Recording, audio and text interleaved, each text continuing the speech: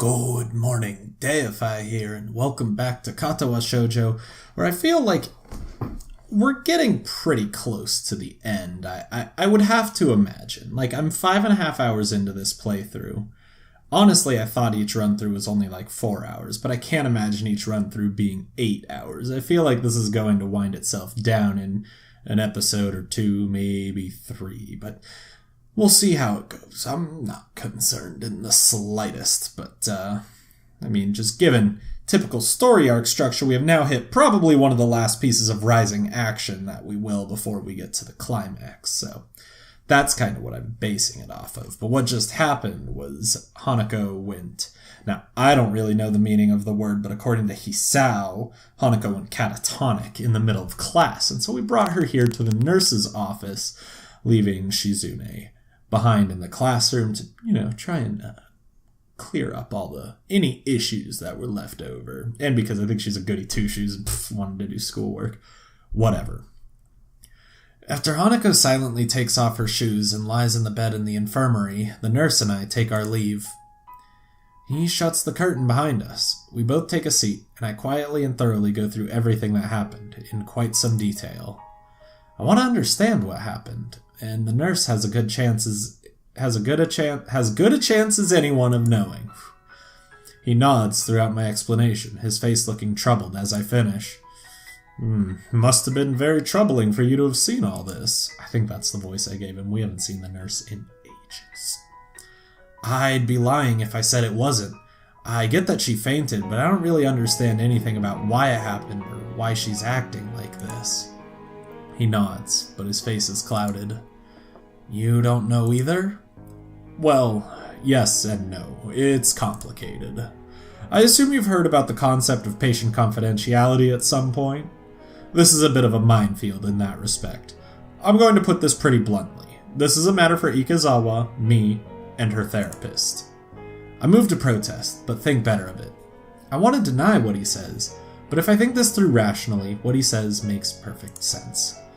I understand. Good. I wish I could help you more, but I think what Ikazawa needs right now isn't somebody prying into her past or her emotions. She just needs somebody to be there for her. She needs a friend. For what it's worth, I think you've done well in bringing her here.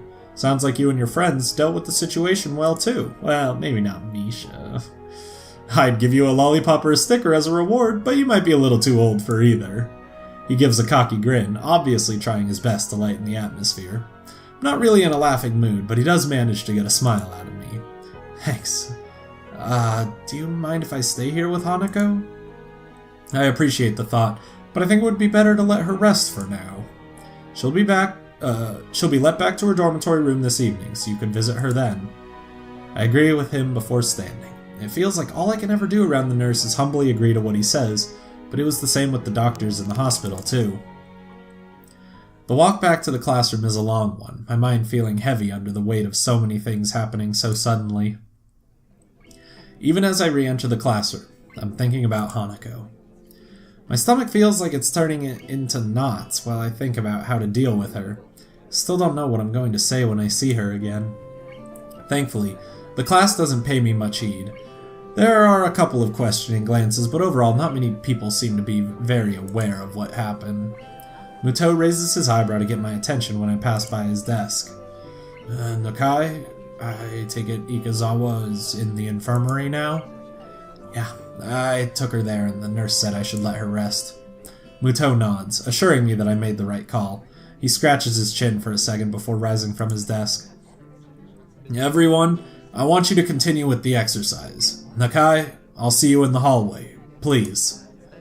His speech is hushed, but overall he doesn't seem to be acting too differently from how he usually does. Being a teacher, maybe it's to be expected. As we go out into the hallway, I notice him taking a quick glance left and right to check if there are any students milling around. The hallway is nearly soundless, but I can't think of anything except waiting for Muto to speak. Nakai, what do you think the purpose of this school is? To cater to the needs of disabled students? Muto scratches his head and shakes it. No, If we wanted to do that, we would have built a whole new school from scratch. One floor, talking whiteboards, that kind of thing. Look around, Nakai. The school is about giving you all a future that you would have been denied in regular education. Huh? Think of it this way. If we wanted you to graduate and go straight into a hospital, do you think we'd put in this much effort? The bluntness of Muto's statement temporarily stuns me, causing me to forget about the immediate situation. No? That's right. We want you all to leave here as useful members of society. I'm not quite sure I'm following you. I have high hopes for you, Nakai. You are possibly the first student I've had that gets my lectures. This isn't something that a teacher should be admitting so freely. You could easily take your studies of science well into university. Have you ever considered that? I can't say I have. Well, what have you considered? For your future, that is. I can't say that I've put much thought into my future. For a moment, I'm distinctly reminded of Lilly questioning me about the same subject. Gosh, she said, get your life together. It's only been a little over 5 months since I was gasping for air on the ground. It's too soon to be thinking about the future, and besides, Hanako's problems seem much bigger to me right now. Muto gives a disapproving sigh before continuing. Think of this place as an opportunity. Here you have boundless facilities, good teachers, plus the added bonus of the nurse and his staff. You should be doing nothing but thinking of the future. Right? As I raise my head to meet his To meet his gaze, a thought occurs to me. It's almost like Muto totally sidestepped the issue at hand. Excuse me, but why do none of the staff seem to care when Hanako skips class? I've seen you watch her walk out of class more than once. Shouldn't you at least say something? Well, Nakai, it's not really that simple. Every student here has special needs. If it weren't for that, then we wouldn't have a school here. For example, I wouldn't keep you in class if you were having trouble breathing, would I? But that's not... Muto cuts me off before I can even think about finishing my sentence. Ikazawa's case is very much like that, but instead of CPR or a pacemaker, what she needs is time and space. The faculty was made aware of this from the day she arrived here. Thus, whenever she feels the need to leave class, we let her do so. And even though she isn't a star pupil, she seems to pass all of her exams, so it hasn't affected her ability to study. Isn't that enough? I open my mouth to protest, but I can't find a fault in his argument. While her condition does at first seem to be wholly physiological, its worst effects have been on her psyche. It still puts me off, though. Isn't he just passing on the responsibility for her problem? Surely she can't go like this for her entire life. I understand that you might not be used to this kind of thing yet. It's been a big change for you. That said, it's less than a year until graduation now. Maybe you won't have to get used to this school. If you keep your head down, I'm sure you'll do well enough on your exams. I numbly nod, more to simply acknowledge that I'm listening than out of agreement. I felt like I was getting used to this school, but it feels like it's just been thrown back in my face. But what about Hanako? I hope that she will perform well enough to do what she wants to do. What that is, I don't know. Not all students leave school with an idea of what they want to do, unfortunately. He takes care to emphasize the last word, as if it wasn't clear enough already, and gives me a moment to mull his words over. Today's been a troublesome day for you, and I doubt you'd be able to concentrate much anyway after all that's happened, so I'll allow you to take the rest of the day off. Your grades have been good in this class so far, which makes me think you won't have any trouble catching up on what we've been doing.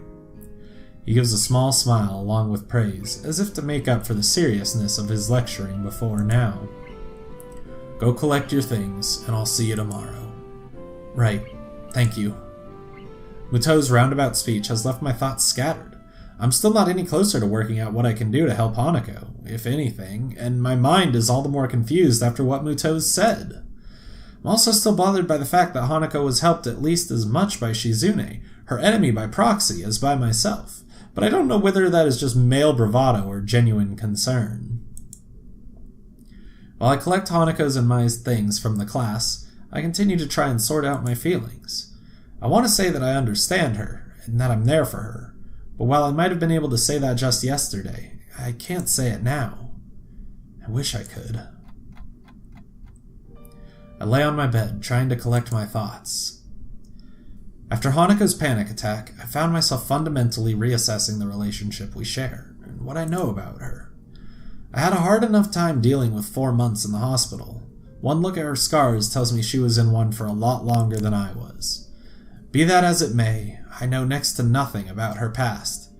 She has told me about the house fire, but only in the most basic way. Oh god, with very sad crayon drawings to go with it. Oh, don't remind me.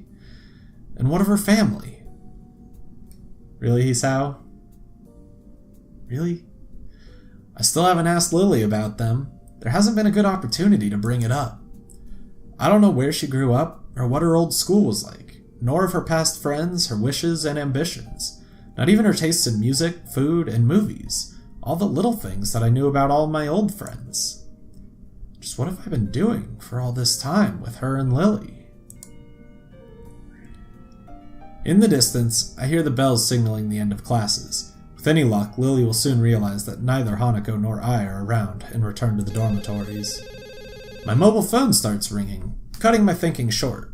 It quite startles me, as I've rarely been called since coming to Yamaku. Hello, Hisao Nakai speaking. Oh, Hisao. I'm glad I found you. You weren't in any of our usual places, so I thought this would be the fastest way to contact you. I probably should have guessed it would be Lilly, as she's one of the few people I've given my number to.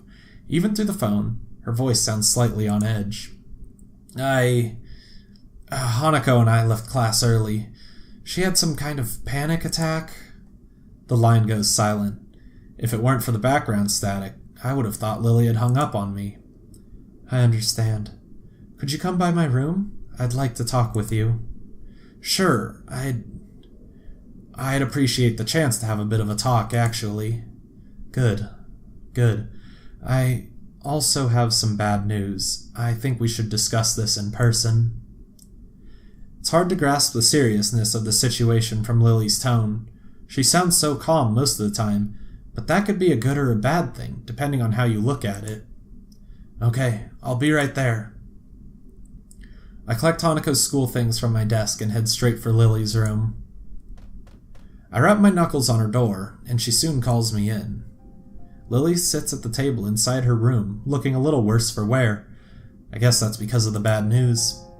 Following her gesture of invitation, I sit across from her and lay Hanako's things on the table. Well, there's no point in either of us waiting.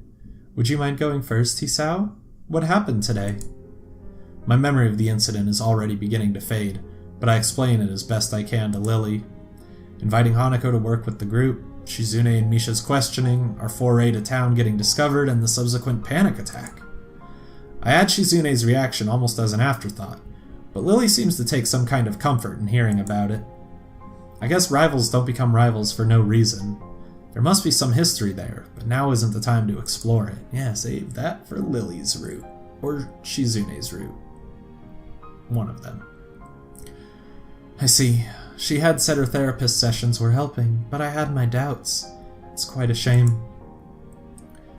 Her birthday has caused problems before, but I had hoped that she would have improved with you around and the more intensive therapy. Where is Hanako now?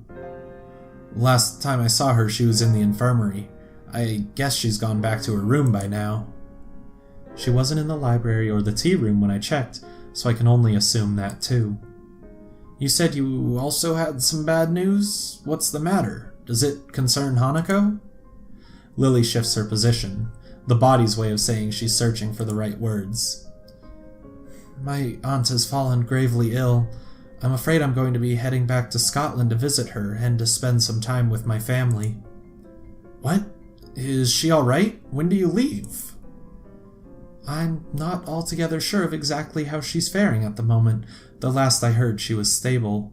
I'll be leaving Saturday. It's the earliest flight I could get. Stable. That's code for needs to stay in the hospital.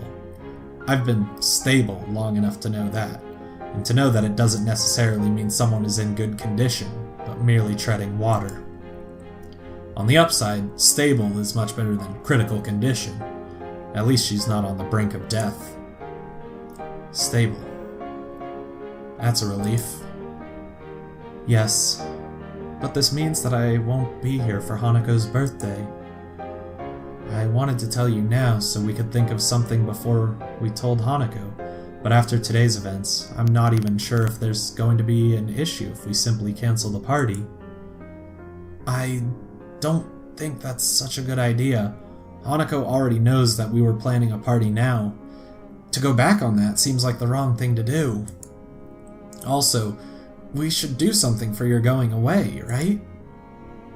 You make it sound as if I won't be coming back. If all goes well, I should only be away for a week, though possibly 2. That's one relief, at least. With that in mind, what do you suggest, then?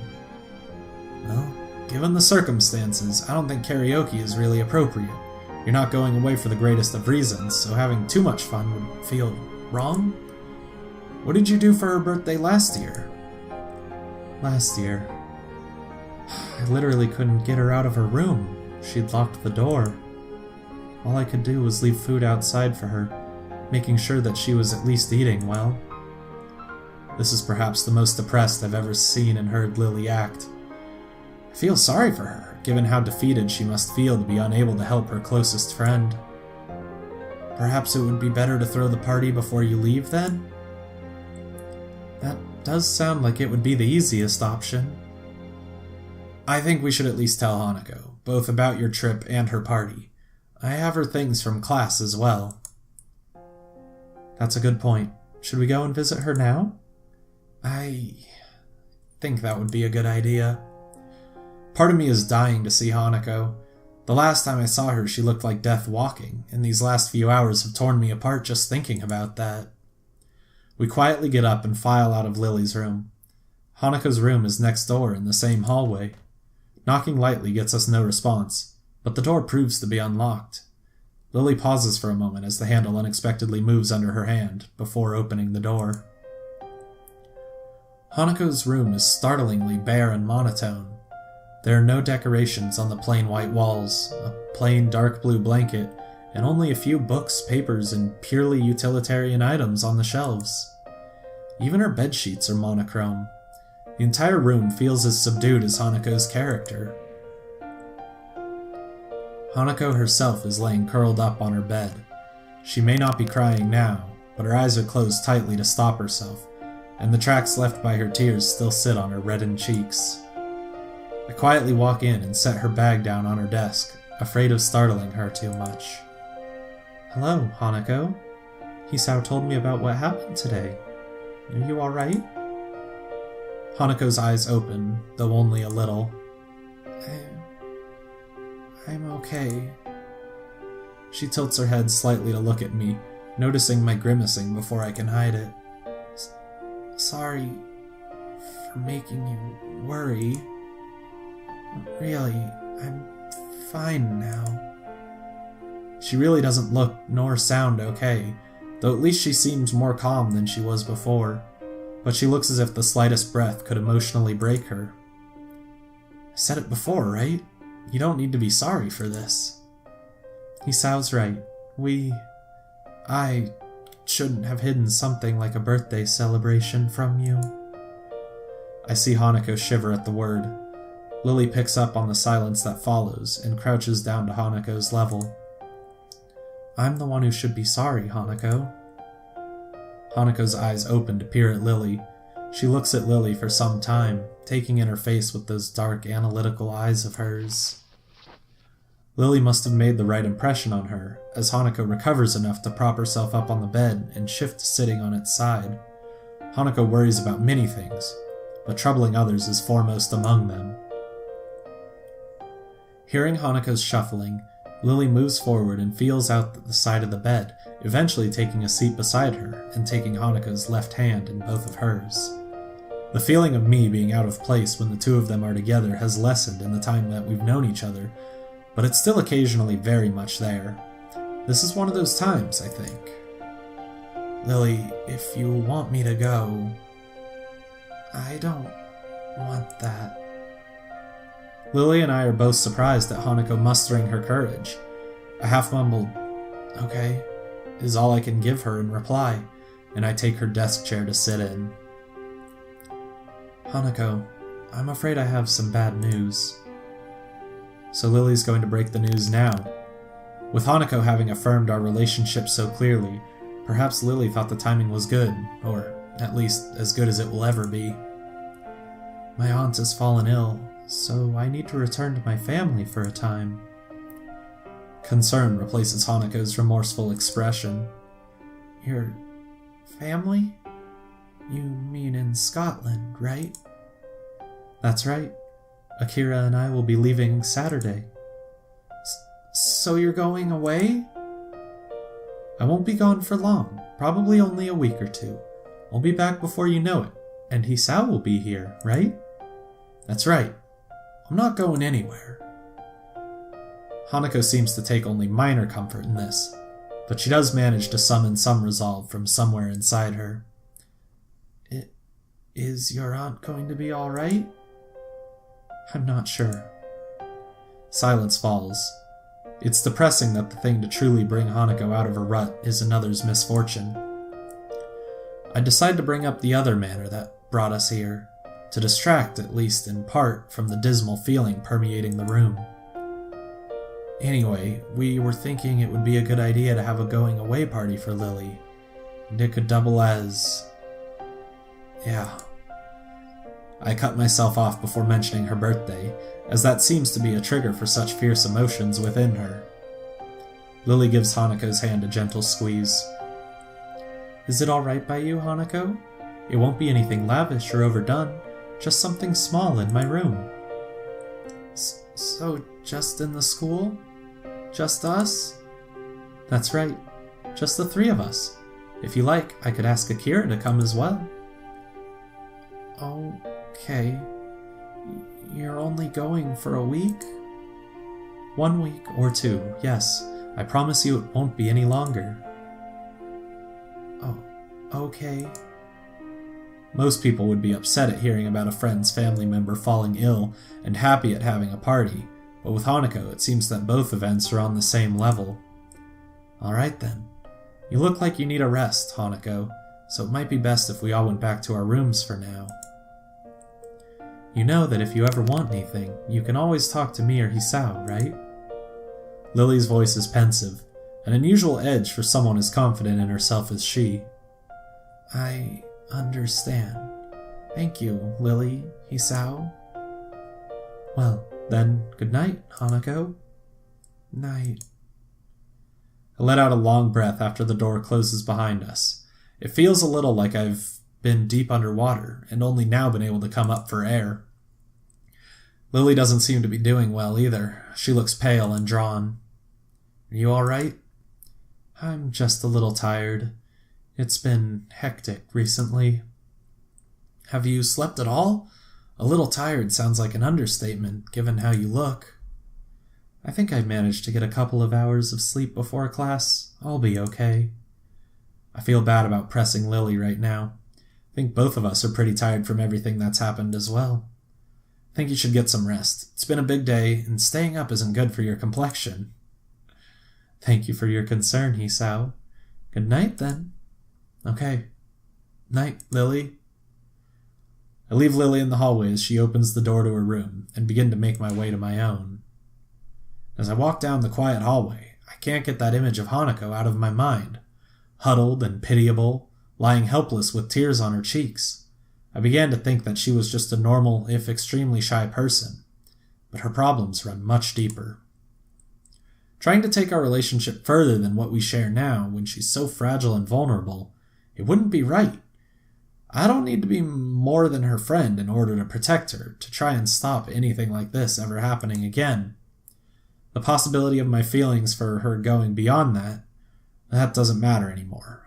Hanako is precious to me, and that's why I can't take advantage of her. But even so, there's still that sting I feel when I think that way. For now, I need to sleep. Tomorrow, hopefully, will be a better day. Oh god, okay, we're getting to the point where it's really hard to make jokes to try and keep this comedy, or this, commentary lighthearted. It's getting to me. Just gotta power through. Hanako is more noticeable in her absence than when she is in the room. I feel her empty desk calling out for me. I find myself peering over my shoulder endlessly, hoping that I'm hallucinating and that Hanako will magically appear. She makes sure that she's as small a presence as possible when she attends class, and although she had been getting better recently, that fact never changed. Nobody ever pays her any heed in class, and now that she's not here, they don't notice her absence.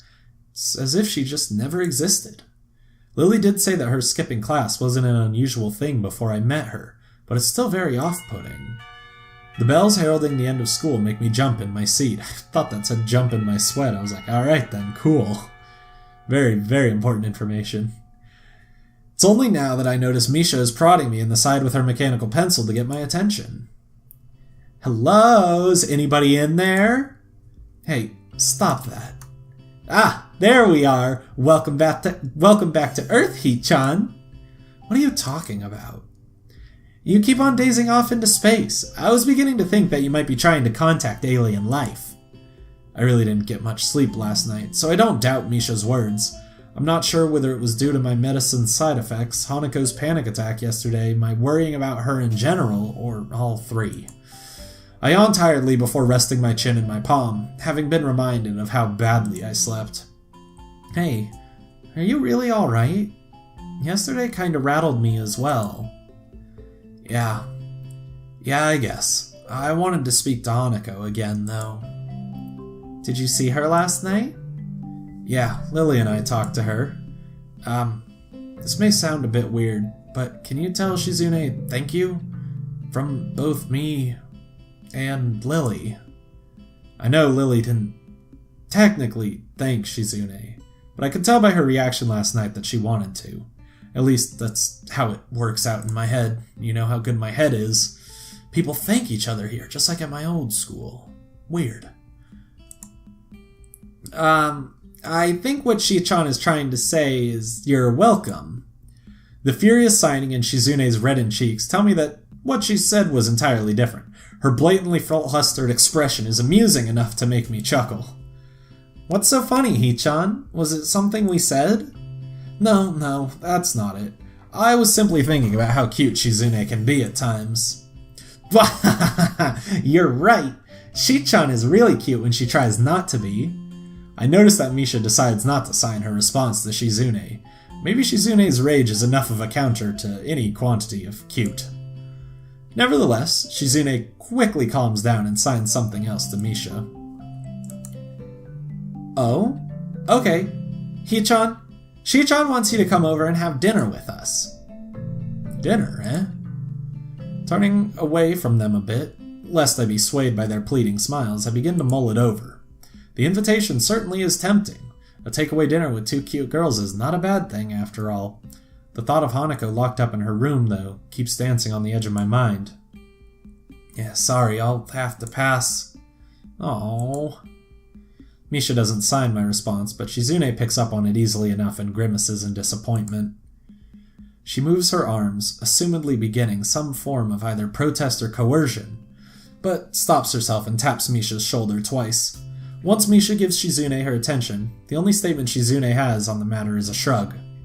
Oh, well, it's your choice, Hee-chan. I promise I'll join you two another time, if that helps. Misha perks up at this, but Shizune doesn't share her reaction. With a flick of the head to signal for Misha to follow her away, Shizune simply raises her hand to silently wave me goodbye. As the two make their way out of the door, I return the gesture until they're out of sight. I didn't think they would be so disappointed, and it makes me feel a little bad for ditching them. Still, I have things to do.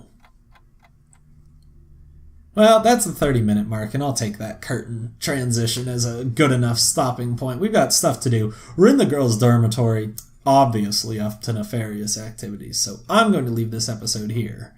I'm supposed to remind you to like, comment, and subscribe if you enjoyed the video. Until next time on Katawa Shoujo, goodbye.